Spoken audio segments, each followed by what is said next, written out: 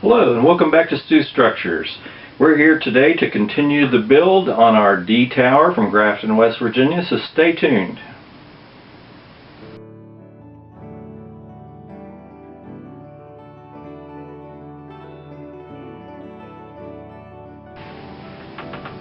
Okay, so the exterior of our Grafton D tower is coming to a close with this video. There's several things in this video I want to work on. I'm going to hold up on the interior and the weathering of the building for a later time. I've just got too much going on right now, and I tend to get bored with things and like to jump around. So after this video, we are going to get started into another build, which I think is going to be a very good build. But there's several things we need to add to the exterior of this building before we're done with the exterior. So this video will go into that and get all that completed. The first thing I'm going to finish is the wood trim around the observation area at the front of the tower. There are two pieces, one directly under the windowsill. This one, when I built the windows, I didn't allow for as much windowsill protrusion as is actually on the window, so I'm adding a wood piece to extend the windowsill out just a little bit.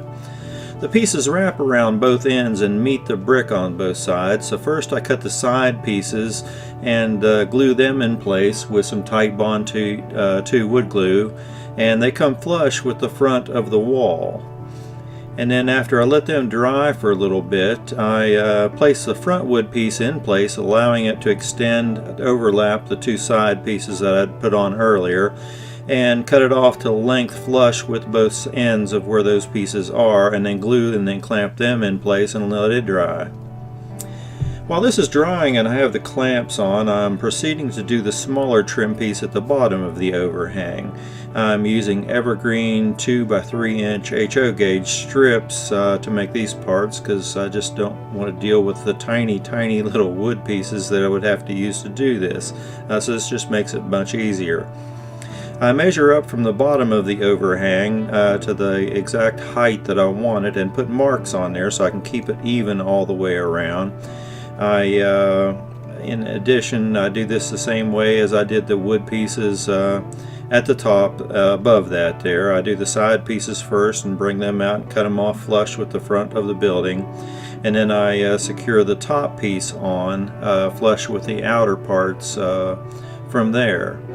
And with this, and also I use old-fashioned Tester's model cement for this. It seems to give me good adhesion between plastic and wood.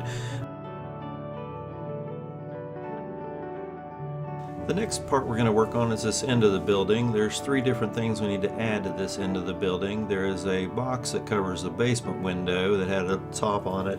It's a wooden box, and then there's a stand pipe along the side of the building, and then there's these 2 conduits that go up just into the second floor that brought electric into the building.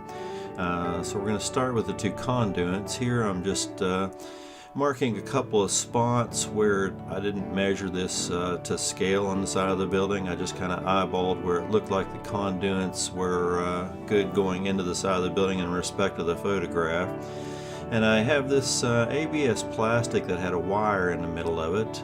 So I laid it out next to the building. I'm taking these KD pliers, which actually have these nice rounded areas for bending things, and I'm going to use those to get the 90-degree round bend in this to come up on the building. Using my mat to make sure it's at a good 90-degree angle. All these lines on this mat are good for using for laying out a lot of different things and squaring things or getting angles on things. And just cutting it to length at the height that I wanted on the side of the building, and then going on to do the second one. It's a little smaller on the inside and doesn't come up quite as high, but using basically the same process for doing that one as well. Also had to bend them over the stone ledge which is underneath the windows because it protrudes out, and the actual conduit is bent as well to come around and over top of this stone ledge. I'm just getting them in place, making sure they look right before I glue them down. I used a tacky glue from Eileen's to glue these to the surface. It holds them down really well. I tried a bead experiment here. I was looking for something to use for the caps that keep the rain out of this pipe where the wires come into these pipes at the top side, and this first bead didn't work. So not everything you're going to try is always going to work. I did find a clear bead in all my bead collection here and there, and here they were real rubbery, so they were easy to cut to size and mold them into kind of what I wanted for the caps of these two conduit. Then I dug in my used scrap box of balsa wood, and I'm cutting a couple of small squares here to use for the conduit boxes where the cables would go back into the wall at the end of the lower part of these conduits. Here, just giving you a size of perspective. The next thing I'm working on is the wood boxes that cover the basement windows. There's actually one on both ends of the building, so I'm going to build them both at one time. The second side actually is a little longer than this first one, but dug out some balsa wood here, and I've just measured the windows to make sure I got the right size. They do angle down from the back to the front of the boxes away from the building. So I'm just cutting the side pieces and the front piece, and on the back I'll just put a wood support across the top of it to support the roof of it when I put the boards on the roof, and also give it a little more area to glue back to the base of the building itself. After I get them all cut, I just use this small sandpaper type file that I have and make sure all the wood is good. The wood's a little thick, so what I'm doing on the front two corners of these are actually angling, putting an angle on the wood that I cut so that the 45 degrees make the front squares of the building. They're kind of hard to see in this picture. They're down there right at my fingertips, but both boxes here have been glued together at this point. Once again, I used the Tight Bond wood glue for these. And I had some scale west side 1x6 wood that I measured and cut to length for individual boards for the top of these. And here I'm just kind of gluing them into place, and on the original building the ends were uneven and they just looked better as in a weathered piece. So here I'm just kind of making sure they're even in the back where they meet the building, but the rest of them kind of just overlap that. This is the finished standpipe here. I'm gluing it onto the building and painting it gray. The video that I did of making this just didn't turn out well, but basically it's just a piece of PVC on the bottom and then a bead glued to the top of it. The other end has this wooden box like you saw or me making with the other one, and then it had a little call box above it on the wall as well. Here's just kind of a finished video of basically what the end results were. I'm fairly happy with the way they turned out. I need to add some plants and stuff to the one end of the building. You can see the call box that I added onto the side of the building. I'm not really sure what it was used for, but I'm happy with the end results of this. I think it turned out well. Okay, so that'll finish up our build with the D Tower in Grafton, from Grafton, West Virginia on the B&O Railroad.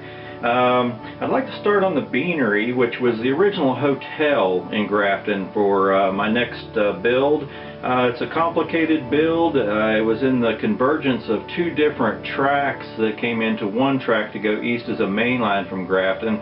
And the hotel was built several years prior to the Civil War. It lasted into our time period and was a hotel and a place where the crews could stay overnight by the time the era that I model. But in any case, what I would like to do with the next video is set it up so that if you want to build a prototypical structure, you can follow along with what I'm doing with your own particular structure, and hopefully I can get a video posted every 2 weeks. That'll give you time in between the videos to head on to the next step and follow along doing whatever you want to build along with me. I'll try to cover all the steps involved. So if you're wanting to build something prototypical, stay tuned for the next video. Here's just a few shots of the building that I'm talking about. It went through some changes over its time period. These last couple shots are from 1920s during the evaluation of the railroad system. Very nice building, a lot of windows, a lot of doors, a lot of walls, and we'll go through that whole process. I apologize, this next little sequence here is probably offensive to some viewers. During the making of this last video, they did tear down D Tower in Grafton, West Virginia. So a silence or two, or a moment or two of silence in memory of that. You know, what can I say? Very sad to see this. A lot of buildings are disappearing. The next one that I talked about has been in non-existence for a while that I'm going to build. But a good friend of mine, Gary Sensel, was there the day they tore this down and took these shots. Need to give him credit. I was unable to get up there that day. Gary had worked at the tower for a period of time, so I'm sure he was very sad for him to witness this as well.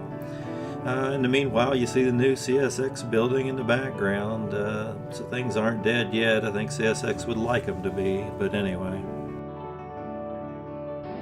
I want to thank you for watching my video and staying tuned to my channel. If you're not subscribed, go ahead and subscribe below and hit the little bell, and then you're notified when I have a new update coming along and a new video.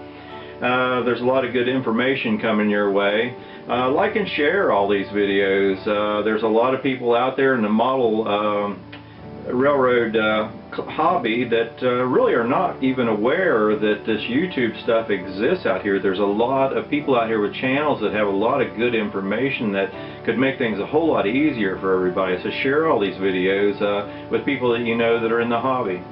Once again, thank you, and I look forward to doing my next video for you. Thanks.